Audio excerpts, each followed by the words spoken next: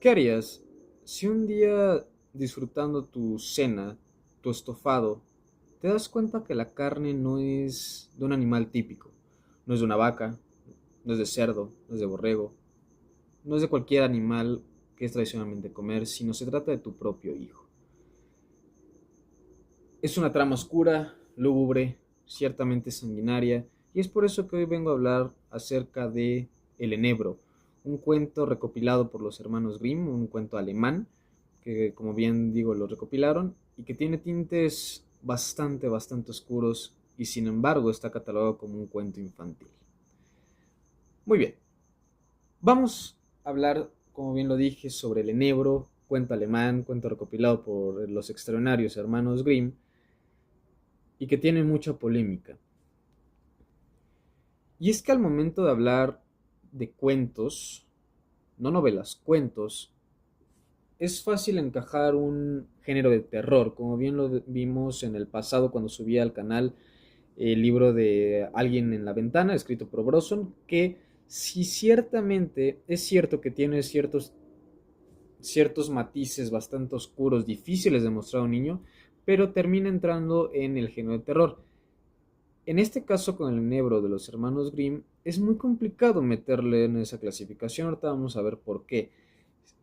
Nuevamente, hablar es muy delgada la línea cuando intentamos diferenciar entre el género de terror y un terror por manía, por necesidad de mostrar y exaltar lo perturbador, así tal cual, sin pelos a la legua. Y es válido, es completamente válido, pero lo que tal vez no es válido es encajarlo en un sector infantil. Pero vamos a hablar un momento por qué. Obviamente al tratarse de un cuento, su extensión es muy ligera, hablamos de 3, máximo 4 páginas. Es una lectura muy rápida, pero muy difícil de digerir, porque tiene muchas cosas oscuras, muchas cosas pesadas. Sé perfectamente que este canal se centra más en el tema de un análisis profundo en cuanto a simbolismos, fondo y forma, como toda extensión del arte, pero me voy a dar la libertad de intentar resumir a grandes rasgos, tampoco tan particular, muy general, el tema de esta historia, ya que, como bien digo, es sumamente corta. Entonces, vamos a hablar justamente del enebro. El enebro se nos muestra al inicio una figura materna que quiere que ser justamente maternar, quiere tener un hijo, es una mujer que no tiene un hijo a quien querer, a quien amar, a quien educar, y quiere tener un hijo, y eso se lo hace saber a su esposo. A partir de ahí se nos muestra cómo en cada mes empieza el proceso de gestación y cómo va sufriendo, cómo va gozando, etcétera. Hasta que llega el noveno mes, donde este hijo termina naciendo, pero ella desafortunadamente termina muriendo. Y lo voy a citar porque el cuento lo dice así. Dio entonces a luz a un niño blanco como la nieve y colorado como la sangre, y al verlo, fue tal su alegría que murió, y posteriormente fue enterrado bajo el enebro. Me voy a ir parando el tema de simbolismos. Blanco como la nieve y rojo como la sangre, o otras versiones dicen colorado como la sangre. No es por nada. La literatura nos da estas sutilezas que parecen banales, parecen artificiales metáforas para describir a la vida. No, son simbolismos. Blanco como la nieve. En varias cuestiones de pintura y literatura, el color blanco se nos hace ver el tema de la vida, el tema, perdón, el tema de la muerte. Representa la muerte y también la purificación. Y por otro lado, el color rojo representa la vida y representa la pasión. Entonces aquí tenemos una especie de intercambio donde la madre da la vida a su hijo, pero termina muriendo. Y es importante, bajo el árbol de enebro. Ahorita vamos a ver que en la cultura germánica el enebro no está ahí porque sí. El libro no se llama así porque sí. El enebro tiene un sentido para las raíces germánicas y ahorita lo vamos a ver. Continúo. Entonces, al final de cuentas, el hijo, el hijo vive, la madre muere y después de un tiempo el señor, el papá del hijo, termina volviéndose a juntar con su nueva esposa, quienes, quienes engendran una nueva hija. Obviamente una hermanita para este hijito. Pareciera que todo va normal, todo va feliz tal. Pero hay un tema y es que a la madre, la madrastra del hijo, del niño, no le cae nada bien. O sea, el niño sí se refiere a ella como su madre, con amor, como debe de, pero su madrastra tiene no solo antipatía, tiene un odio extremo hacia él, hasta el punto de insultarlo, de no quererle comer, de pegarle, de insultarlo, de hacer lo que sea por hacerlo sentir mal y hacerlo sentir miserable. Era, como decía Mefistófeles, solo el sufrimiento de los demás me produce congratulación. Así era la madre, no quería ni siquiera ver al hijo. Hasta que un día, eh, cuando su hija le pide comer una manzana, ella le dice, sí, hija, aquí está tu manzana, pero su hermana, su hija le dice, pero mi hermanito también quiere. Y la madre se queda con una cara de estupefacción de, es que él no puede comer ni siquiera una manzana. Pero al final de un tiempo dice, ok, va a comer su manzana, pero que venga. El niño va, le dice, madre, quiero una manzana. Claro que sí. La madre lo guía hasta un cuartito y le dice, ahí en ese baúl de madera, toma la manzana. Ahí está la manzana. ¿Quieres comer? Cómela. El niño, por curiosidad, por hambre, obviamente, se asoma al baúl para intentar sacar la manzana y es el momento perturbador porque la madre, sin pensarlo, no lo duda, simplemente lo quiere. Agarra la tapa del baúl y, cual guillotina hogareña casera, baja la tapa y de un solo golpe le termina cortando la cabeza. El cuerpo se separa, la cabeza cae dentro del baúl y se escucha un hueco sonoro. Hueco. Primera cosa que uno dice, yo no sé por qué esto le voy a contar a mi hijo. No es lo mismo decir asesinó a su hijo que decirlo con las palabras asesinó al hijo cortándole la cabeza. Y lo que sigue más adelante es lo más perturbador. Me freno aquí. Aquí hay un simbolismo un poco metafórico, un poco rebuscado. Cada quien tendrá su hecho. Y es que esta parte de que la manzana sea el vehículo del pecado se asemeja mucho a un libro muy antiguo y apócrifo que decía que cierta persona tomó un fruto prohibido para cometer el pecado. Ya sabemos que se trata de Adán y Eva. Pues aquí es algo muy similar. Hay un fruto prohibido, digo, aquí obviamente el símbolo sería la manzana, pero la manzana es el vehículo ¿para qué? Para que la madre pueda cometer el pecado, pueda cometer la acción de asesinar a su hijo. Así como Eva al tomar el fruto prohibido termina violando, termina la palabra que le prometió al Señor, aquí es exactamente lo mismo. Obviamente, allá no mata a nadie, acá mata a su hijo. Vamos a poner. Bien, continuando la historia, obviamente la madre llega a un punto y dice, ok, tengo que encubrir lo que acabo de hacer. Mi hija ya vio, ya se puso a llorar, necesito hacer lo que sea para que mi marido no se dé cuenta que acabo de asesinar a su hijo. Tengo que hacer algo. Y aquí viene lo lúgubre, lo oscuro, porque su solución es incluso un tema de psicopatía, pero termina agarrando el cuerpo, lo termina troceando, lo parte en cuadritos, lo mete a la sopa, lo hierve y termina cocinando un estofado que se lo va a dar de comer al marido. Y sí, cuando llega su esposo, justamente pregunta por su hijo, mujer, ¿dónde está mi hijo? Y ella misma le responde, fue a ver a Solo, no te preocupes, regresa en unos meses, pero cómete la sopa, cómete el estofado, estás hambriento.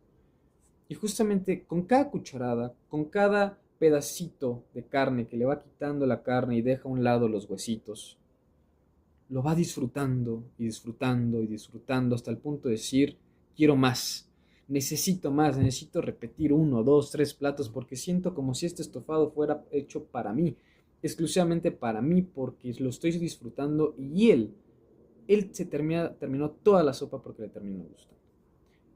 Entonces tenemos dos cosas. Una, un infanticidio oscuro, como con la decapitación, y una acción de canibalismo de su propio padre, y la forma de redacción de decir, y entonces partió en pedacitos al hijo.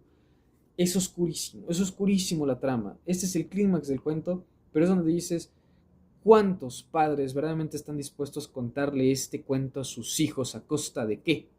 ¿Cuál es el fruto? Tenemos varios cuentos donde la moraleja puede ser bastante prometedora, valerosa para los hijos. Pero aquí, ¿qué? ¿Qué hay de valor en esto? Es algo bastante que hay que poner en el arte de mostrar lo horrendo, diría Baudelaire, mostrar la hermosura de la otredad, de lo extraño, porque eso es lo hermoso, o seguir en el parapeto de lo estable, de lo que está bien políticamente correcto. Es muy complicado de ponderar. Al menos yo, para mí, esto es un cuento sumamente oscuro, pero no es infantil. Continúo entonces. A partir de aquí, hay un corte y a partir del enebro sale un ave, un pájaro con alegres colores que va a ir recolectando tres objetos distintos. Específicamente, Va a recolectar una cadena de oro, va a recolectar un par de zapatitos y va a recolectar una piedra de molino.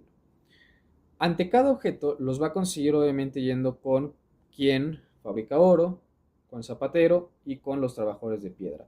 Pero ¿cómo va a conseguir esta piedra? Cantándoles una canción bastante oscura que los personajes que la oyen en nuestro cuento prometen que es la gran eminencia musical y es artística y sientes un sentimiento de llorar de alegría, pero cuando tú lo lees no tiene nada de alegre, no tiene nada de llorar por alegría, sino de llorar tal vez de impotencia, de horror. Lo voy a citar, evidentemente no la voy a cantar, pero la letra, y nuevamente lo cito, no lo parafraseo, lo cito, va así. Mi madre me mató, mi padre me comió, y mi buena hermanita mis huesitos guardó. Los guardó en un pañito de seda muy bonito, y al pie del enebro los enterró. Kiev, Kiev, qué lindo pajarito soy yo. Y es una canción que se va repitiendo a lo largo de la historia, y nuevamente los que lo oyen lo disfrutan. Al final, este pajarito se postra en el enebro que está al lado de la casa y empieza a cantar. Empieza a cantar al mismo tiempo que el padre, la esposa, la madrastra y la hija están comiendo. Y cuando escuchan esa canción, los alegra mucho que dicen, quiero ver al pájaro cantor. Y uno por uno va saliendo. Sale el padre, y cuando sale el padre, el pajarito le regala la cadena de oro. Cuando sale la hermanita, el pajarito le regala los zapatitos de oro. Ahorita pasamos a la madre, porque en ese trance, mientras el padre y la hija van saliendo, obviamente la madre empieza a escuchar al pájaro, pero para ella sí la canción es horrorosa y es como si la canción la consumiera desde adentro. Y ella empieza a llorar de angustia, a gritar, porque siente que sus venas le estallan, siente que se está quemando, siente como si estuviera purgando en el infierno, hasta que al final decide salir. Y cuando sale, el pajarito desde arriba suelta la piedra del molino, cae en la cabeza, está al lado del enebro, cae en la cabeza de la madre, la cabeza queda completamente aplastada y la madrastra muere. Enfrente del árbol de enebro, y para cerrar, en ese cuerpo de la madre empieza a salir como una especie de llamas, luz, tal, y al final de cuentas sale el hijito que termina reviviendo y me atrevo a parafrasearlo porque el final es y dice, y entonces sale su hermanito para vivir con ellos entre los tres una vida feliz, juntos y para siempre. Un final completamente de cuento, completamente fantástico. No es una novela para que empezamos a decir, pero tal, obviamente es un cuento y tiene que tener un final de cuento. Cuestiones fantásticas, cuestiones tal. A lo que voy es, y me regreso ahora sí, ¿por qué se llama el enebro? Obviamente porque hay un árbol de enebro, y ahí se suscita toda la historia. Cabe señalar que con cada movimiento del pájaro, el enebro pareciera que le responde. Si el pájaro viaja, el enebro lo recibe con viento, con lugar de tal. Cuando cae la madre, justamente el enebro empieza a moverse para dar inicio a que el hijo reviva. Pero ¿por qué no un naranjo, un limonero? ¿Por qué no un nogal? Cualquier otro, o cualquier otro árbol pareciera insignificante y vacuo, es decir, un árbol, etcétera, un árbol cualquiera, pero tiene más importancia de lo que uno cree. Más allá de cuestiones biológicas de cómo es un enebro, por su frondosidad, por su anchura, por su altura, eso no me voy a meter. A lo que voy a decir interesante es, en la cultura germánica, el enebro está asociado a un tema de purificación y de justicia. Entonces, claro, aquí la purificación es, vamos a purificar el alma de quién, del hijo, y la justicia para el hijo. Por eso se muere, por eso el pájaro, que podemos decir que es el hijo, mata a su madrastra para purificar esa alma y hacer justicia aquí. Bien, el tema de la calificación, yo le voy a dar 4 estrellas de 5 estrellas, no le doy esa quinta estrella porque, no por la trama, obviamente, no, aquí estamos para calificar un tema de análisis en cuanto a simbolismo, fondo y forma, pero me quedo más porque el final es muy onírico, muy fantástico. Sé que estamos en presencia de un cuento y que en teoría es un cuento infantil y en los cuentos infantiles obviamente explicar ciertas cosas es prácticamente imposible por cuidar el tema riguroso infantil, pero aquí, por ejemplo, cuando revive el hijo, pues se dan pocos argumentos del por qué. Si vamos a buscar un simbolismo muy, pero muy rebuscado, podríamos hablar de que se asemeja a un tema como la naturaleza, ¿no? Tú puedes ciertamente matar a la naturaleza, pero tarde o temprano va a terminar por revivir, va a terminar por florecer otra vez. Y es como la historia con el niño. Se muere, pero tarde o temprano por esta parte de justicia y purificación acompañada del enebro termina reviviendo. Insisto, es una explicación un poco rebuscada, pero justamente por eso no le doy esa quinta estrella que hace falta.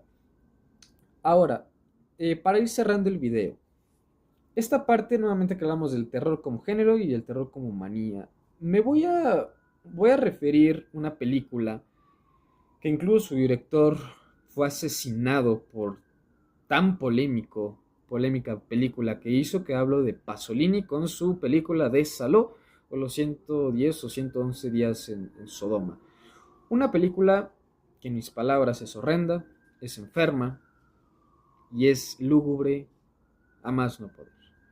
Es enfermiza lo que se muestra en esa película, completamente, para un público completamente distinto.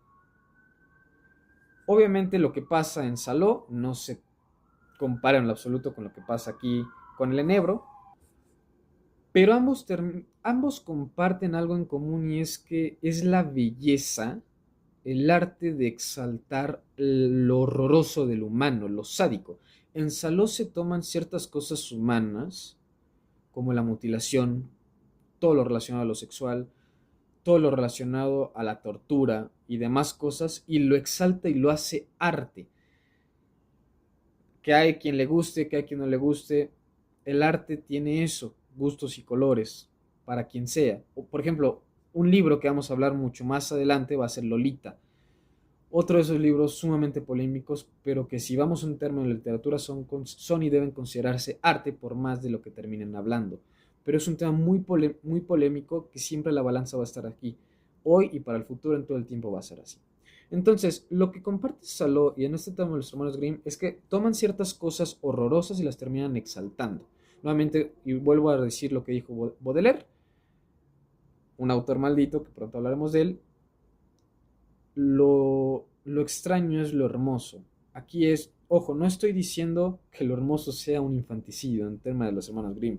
No estoy diciendo que lo hermoso sea el canibalismo. Lo hermoso es meter cosas tan crudas en un cuento, tan corto, que para mí no es infantil, por cierto, pero tan corto, y hacer que estalle una trama así. Y ese es el valor de las cosas. Para cerrar, voy a tener la frase, aquí la tengo, de Maurice Sendak, poderosa frase que dice así: no creo que los niños sean los únicos que deban leer cuentos de hadas. Creo que son historias para adultos que los niños también pueden entender. Es exactamente lo que venimos hablando, en todo este video. ¿Cómo un cuento así puede ser considerado infantil? O tal vez lo que nos dice Maurice Sendak es que tal vez, y solo tal vez, en estas mentes infantiles, en esta cofradía infantil, también hay asperezas lúgubres, y también puede y debe existir el terror, el miedo. Algo polémico. Yo me quedo con una pregunta, y es: ¿cuántos padres, si alguien está viendo, si alguien lo va a hacer, recitaría cada noche esta historia a su hijo, donde se habla de un infanticidio y donde se habla de un canibalismo? ¿Cuántos? ¿Cuántos no? Pero lo que no hay que tener duda es que el enebro por parte de los hermanos Grimm es considerado, y debe considerarse, por más lúgubre que sea, una obra literaria, una obra magnífica donde se exalta el terror, lo lúgubre y lo sanguinario, lo toma y lo hace arte. Muchas gracias y nos estamos viendo.